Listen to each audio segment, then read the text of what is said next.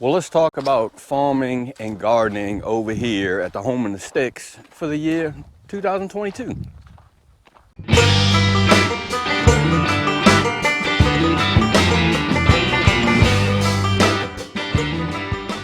Well, a good Monday afternoon to you. It's Dan. I want to welcome everyone to my Home in the Sticks. Hope everybody's having a showing off good Monday and a good start to a new week.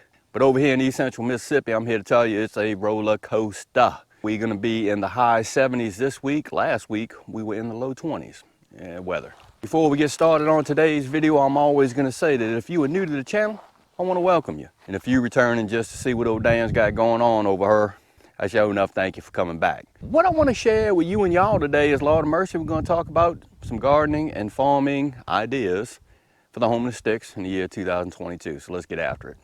Dan, what you gonna be doing over there? Well, this year I am gonna replant my pea fields. I've had several folks ask me, Dan, are you gonna be doing some gardening, some outside gardening this year? And are you gonna plant the pea field? Yeah, so I'm gonna try to do a little bit of both, more so with the pea field. And I have two big reasons why I'm gonna continue doing my thing with the peas. For one, I give a lot of, when I grow the peas, I give a lot of the peas away to the elderly neighbors that live around me. And I sell a little bit. It's a profitable cash crop over here in East Central Mississippi.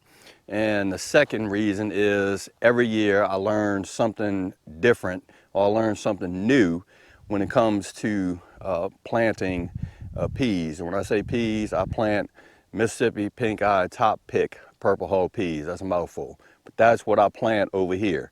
But every year I learn something new about soil structure and also how the peas grow for me over here. What we're gonna do a little bit differently this year is, this is where I normally plant my peas. This is, maybe a good acre, maybe an acre and a quarter of field that I use, or terrace that I use to plant my peas. This year, you see right here that there's a bend in this terrace. I don't think I'm gonna plant anything in the bends. I'm gonna try to keep all my rows as straight as possible, where I don't have to make any turns. And I'll tell you my reasoning behind that here in a second. So I'm gonna plant, let's say maybe 6 500-foot rows right here. Walk down a little bit further to the straight part of the terrace. I'm probably gonna plant another 400 feet of peas, 6 rows, 400 feet right here. So this area that's in a bend, we're just gonna leave this grassy and let it grow and just let it do its thing. Of course, I'm gonna cut it down to keep down on the weeds, but that's what I'm gonna do on the pea field this year. We're gonna plant straight. We're not gonna do any bends. Dan, what's the reasoning behind that? For me over here, it seems as though when I run a cultivator on this pea field and I have to make bends, it seems like the cultivator actually picks up the grass on this side of the row and not this side of the row. The reason why is this thing is slanted. So if I keep straight runs, I'm not gonna have any problems with cultivating the peas this year. So that's what we're gonna do, hopefully. Dan, are you gonna do any raised bed gardening this year? I'm gonna be pretty limited on the raised bed gardening this year, and I'll tell you why. Here is my two 16-foot raised beds.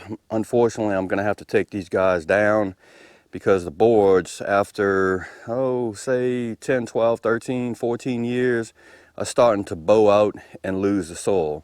So my thinking on this is I may rebuild this, or I may just take it all down and move it. But these two no-till raised beds are gonna have to go, and that's why they look so messy, is because I know I'm gonna have to take them down. But it is what it is. I think they served their purpose, and I grew quite a lot of stuff and harvested quite a lot of things out of these two raised beds, but time will wear down a wooden raised bed. All right, we're on the south side of the 40.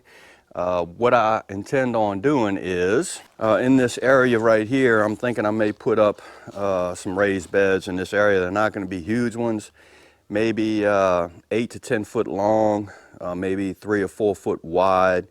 And I'm only gonna run these probably about 10 inches deep. So I may set up 2 raised beds here. That's to be determined, but I'm thinking that's what I wanna do. Another thing that I'm gonna keep up with is my hugel beds. The Sapper Garden gifted me this raised bed a while back. It's still growing. Well, not anymore because it's wintertime. But yeah, I'm gonna run with that one. And I may get that water trough that Possum Butt gave me. I may get that set up to get my hugel on with it. I'm also gonna keep a few of these containers going. We're just gonna have to see how that plays out. I have some grow bags still going. I have grow bags over there. I may have to cut back on a lot of those.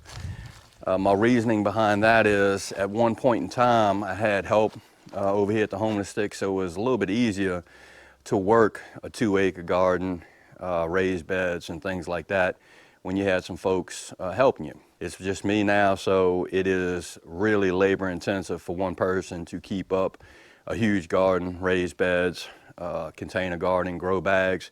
But you know, I'm going to keep a few things going. The one thing that I've gotten really big into, and that's arrow gardening, and that's being able to grow indoors hydroponically. And I can grow the two things that I consume the most. One being lettuce, two being maters. So I'm going to keep going with that. We're going to do some updates on that as time moves on, but that's how that's going to be. One thing that I'm going to increase over here on the farm is I'm going to plant in some more blueberry bushes. I have 2 big blueberry bushes that have been growing for the last, I don't know, 8, 9, 10 years. And these guys put out a lot of blueberries. So I want to increase my yield on blueberries. So I'm going to be looking into planting maybe 2 or 3 more blueberry bushes. We'll see how that goes. Next thing, well, the last thing that I'm definitely going to be doing over here at the farm is I'm definitely going to try to increase my productivity as far as citrus. I have my golden loquats over there that are still growing pretty good.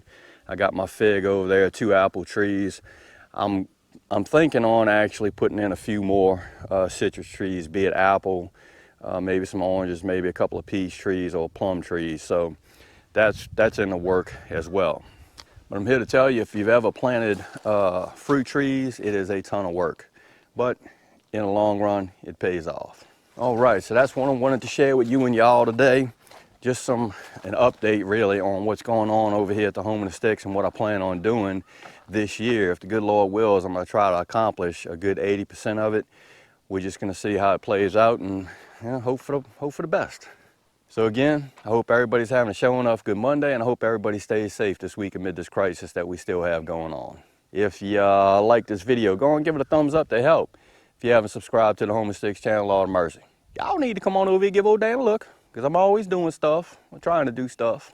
That being said, you know it's coming. Dan Reference show enough, always gon' say it. Don't let nobody doubt your shine. And I mean nobody. You sure enough get your shine on, get your grow on, get your farm on. It's important. And Dan will see you and y'all in the next video.